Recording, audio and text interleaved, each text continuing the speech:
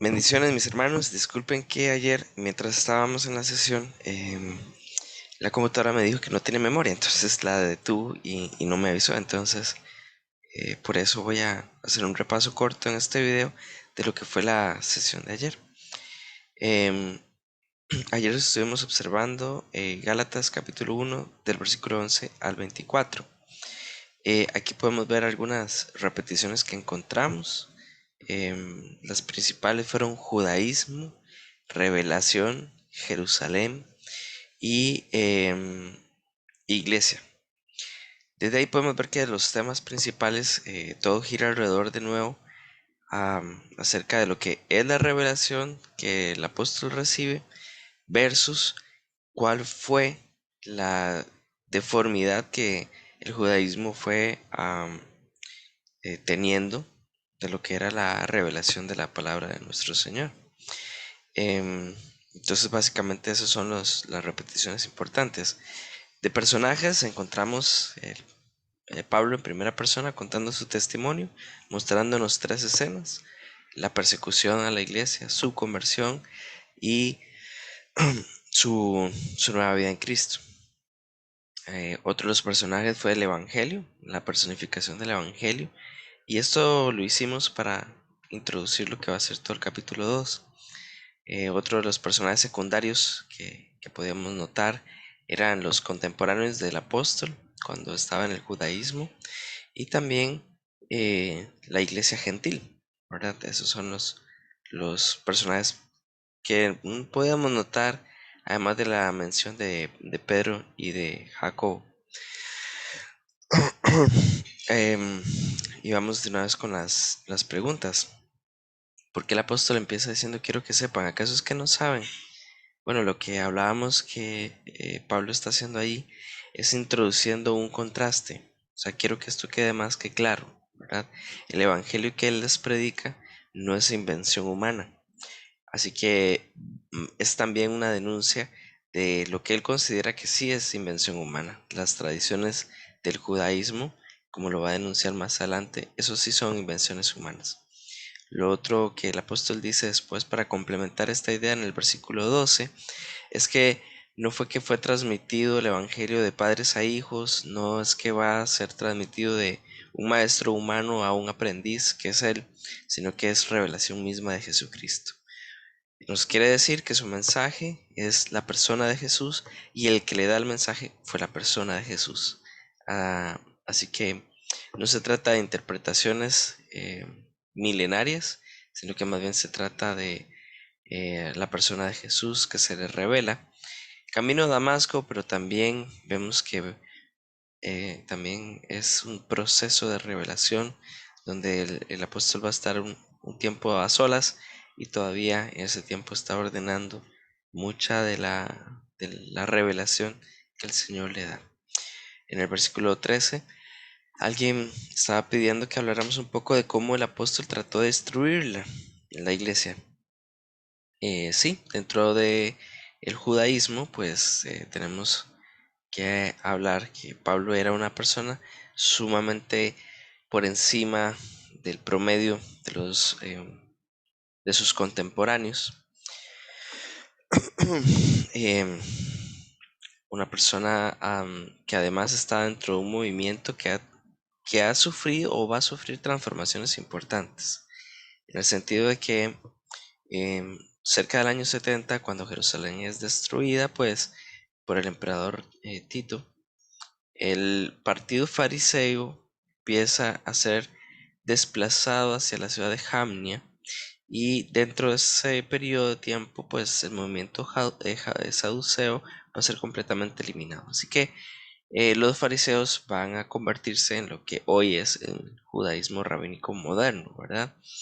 Em, el apóstol acá no nos está mencionando todos los detalles horribles de su actividad destructora, pero el libro de Hechos, capítulo 8, versículo 3, nos menciona cómo, sí, su furia, su religiosidad, lo llevó a convertirse, pues, en un sicario de la fe, ¿verdad? Donde Afecta tanto a hombres, mujeres, donde fueron víctimas, encadenados, metidos en la cárcel, incitados a blasfemar, ¿verdad? Y a veces muertos. Eh, a ese nivel de, de obra destructora eh, estaba el apóstol. En el versículo 14, alguien preguntó acerca de los contemporáneos, pues Pablo, siendo del movimiento mayoritario, en una familia bastante acomodada, en una educación bastante alta, con una doble nacionalidad, pues sí, él estaba criado a los pies de Gamaliel y la idea y la intención da la sensación que era convertirse en el sustituto de Gamaliel, y su celo exagerado es por las tradiciones. Entonces, ¿a qué se refiere el apóstol? Bueno, es que básicamente en los tiempos del apóstol, muchas de las tradiciones, lo que se llamaba la halakha, que eran interpretaciones orales que fueron poco a poco sustituyendo la, la misma intención del texto original, se fueron codificando en talmudes, y tenemos dos, el babilónico y el palestino, y esto fue, como les digo, pues sustituyendo el sentido mismo de la ley. Tengo algunos ejemplos de algunas tradiciones de aquel tiempo. Por ejemplo, una de ellas era: amarás a tu prójimo como a ti mismo, Levítico 19:18. Bueno, muchas de estas tradiciones empezaron con jugar con la interpretación del concepto de, ok, ¿quién es mi prójimo? Mi prójimo tiene que ser mi hermano judío, mi hermano israelita. Entonces, el extranjero no es mi prójimo. Ah, Así que la ley más bien llamaba bajo varias instancias a proteger al extranjero, y este tipo de interpretaciones empezó a limpiarse las manos. Por eso la parábola de nuestro Señor del buen samaritano se convierte pues en una denuncia de lo que fue parte de estas tradiciones. Otras tradiciones todavía más contemporáneas del tiempo de Pablo era el complemento de esta ley: amarás a tu prójimo pero odiarás a tu enemigo. Entonces vemos cómo cada vez más las tradiciones fueron ganando parte y fueron también pues avalando ciertas prácticas. Entonces vemos también el movimiento de, de la ley, por decirlo de alguna forma, como un aval de también prácticas sociales y también abusos políticos que se daban en la época. Entonces el apóstol dice: sí, yo estaba ahí, y era mi celo exagerado. Vamos a ver después en capítulos posteriores el fruto de cada cosa. El fruto del judaísmo es celo exagerado que lleva a destrucción. El fruto del cristianismo más bien es amor desbordado que proviene de la gracia. Y entonces les dejo también eso ahí. En el versículo 15 teníamos la pregunta de cómo que Dios me había apartado. Vemos el cambio en el capítulo 14 y el capítulo 15, la génesis del judaísmo y la génesis del evangelio. En el sentido que la génesis del judaísmo es: yo hago, yo tengo, yo practico, yo soy celoso. En cambio, la génesis del cristianismo es: Dios hace. Dios es el gran protagonista en el versículo 15 y 16. Básicamente el judaísmo aplaudía que yo me apartara para el Señor. Más bien el cristianismo celebra que Dios nos aparta para sí mismo, desde el vientre de nuestra madre. Y el término clave del versículo, o sobre el cual gira la descripción del cristianismo, es: me llamó por su gracia.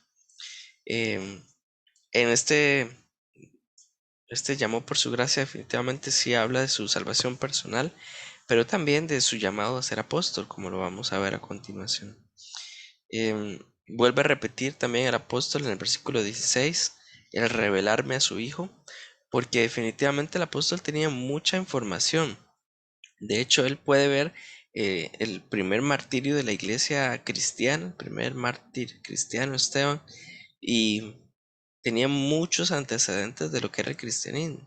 Pero ¿en qué consiste la revelación? Es ese momento eureka donde toda su información se ordena y todo gira alrededor de la revelación de la persona de Jesús. Así que eso es lo que lo hace diferente a, a todo, ¿verdad?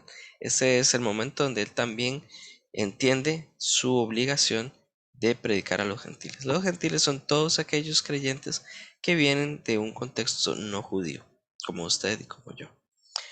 Otra de las preguntas del versículo 16 es la aseveración de que no consulte con nadie. ¿Por qué? Porque esto era una de las grandes mentiras de los detractores de Pablo.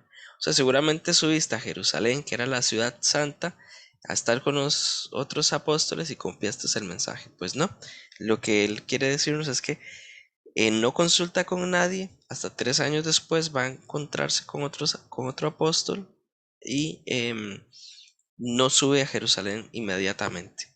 También va a descentralizar lo que es la revelación, en el sentido de que mucho del judaísmo necesita una lengua santa, necesita un lugar santo para hablar de revelación. Pues no, no se trata del lugar, sino más bien de la persona de Jesús. Así que no necesariamente él tiene que ir a Jerusalén apenas se convierte para recibir estas revelaciones, sino que más bien fue de inmediato a Arabia. Es probablemente esta parte extensa del norte de la provincia de Arabia, esto que está junto a los límites de Damasco. Em, no sabemos en certeza cuánto fue la estadía del apóstol ahí en Arabia. Lo que sí está claro es que él después va a Damasco.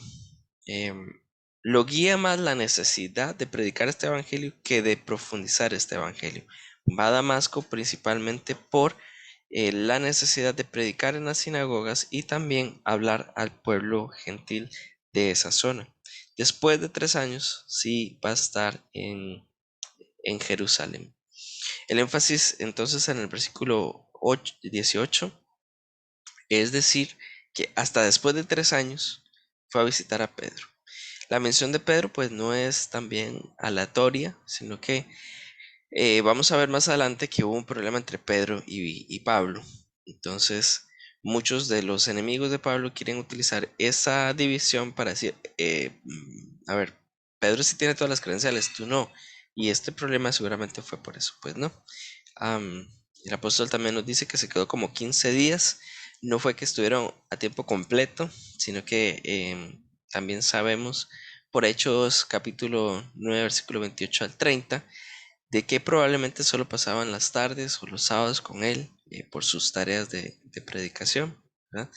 De todas formas fue un tiempo muy corto y por la terminología de Segunda de Pedro da la impresión que más bien Pedro aprende más de Pablo que Pablo de lo que puede aprender de Pedro. Después también en el versículo 19 hay mucha polémica porque dice, no vi a ninguno de los otros apóstoles, sino solo a Jacobo, hermano del Señor. ¿Por qué hay polémica con esto? Primero es que Pablo llama a Jacobo el hermano del Señor. Esto es para diferenciarlo de Jacobo el hermano de Juan, los que eran hijos de Zebedeo, y de Jacobo el hijo de Alfeo.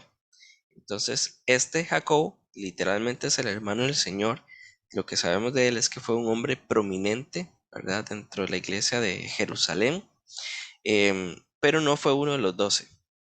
Así que el término apóstol es en el sentido de alguien delegado por un apóstol. Esto también lo encontramos en Hechos capítulo 12, 4, cuando nos habla de Bernabé, Andrónico, Junias, el mismo Apolo. Se me viene a la mente de pronto Epafrodito también, Silvano y Timoteo, que son apóstoles como enviados de estos 12, pero no fueron de los 12. Ujú. Es hermano del Señor y él tiene también contacto con el apóstol Pablo. En el 20 vemos un doble juramento.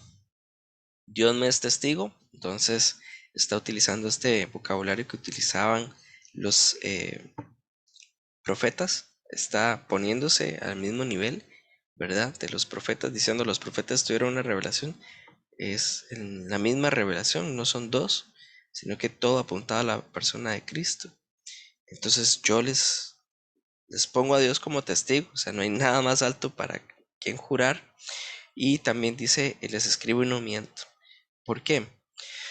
Porque existía también este rumor de que Pablo mentía de forma oral y de forma escrita. Entonces, él está diciendo todo lo que yo escribo y todo lo que yo digo, no miento, no hay mentira en esto, es el Señor testigo. El versículo 21 también dice que más tarde fue a las regiones de Siria y Cilicia, dos lugares que eran provincias romanas. Cilicia es la más pequeña, no era totalmente independiente, y aunque era más antigua no tenía pues la importancia en números y en economía y todo. Entonces Pablo la menciona de segundo. En Cilicia es importante, sí, porque es donde estaba Tarso, que era el lugar de residencia del apóstol. Así que él está diciendo, bueno, yo vuelvo a provincias romanas donde hay necesidad, y también pues los de mi propia casa.